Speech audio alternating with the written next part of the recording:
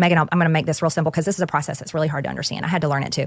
September 30th, every single year is our government funding deadline. And Congress is constitutionally required to fund the government. That's what we're supposed to do. It's our job. So that makes sense.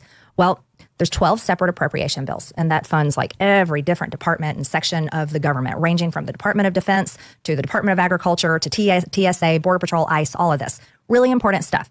Okay, we in the House have only passed 2 of our 12 appropriation bills. Only 2 of them. Took us 7 months to pass 2. We've been out on recess for 5. It'll be 5 weeks by the time we go back on September 2nd. Okay, get ready for this. Going back in September, we're only going to be in session for 15 days. 15 work days. Why? I can't even tell you. It makes no logical sense to me. To me, that's a calendar set up for failure.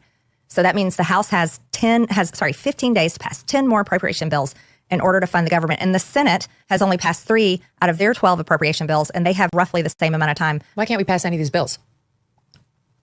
Here's why. Well, number one, I don't know why. They don't have them finished. And I don't know. I can't comprehend why they don't have them finished. But you have the pulling and tugging behind the scenes yes. of those lobbyists saying, make sure this gets covered. Yes. And so they're packing in all the appropriation bills with all the crap. Yep. And then they have members like me that is saying, I will never vote for that. Right. And so that means that if you're leadership, you likely don't have the votes to pass these appropriation bills because the appropriation bills are so disgusting. Well, it's like what we saw with the big, beautiful bill. And we got a closer look at how that process played out, but on a smaller scale. Yes. Okay. Yes. No, and then it's government funding. And so what all your poor viewers are probably going to have to watch during September is we won't get appropriations done. Oh, we're going to have to pass a CR. Yep. I never follow those battles. I've made it a point in my 20 plus year career as a journalist to not pay any attention to that. Good for you. Because eventually the CR gets passed. Yep. Eventually some agreement is reached.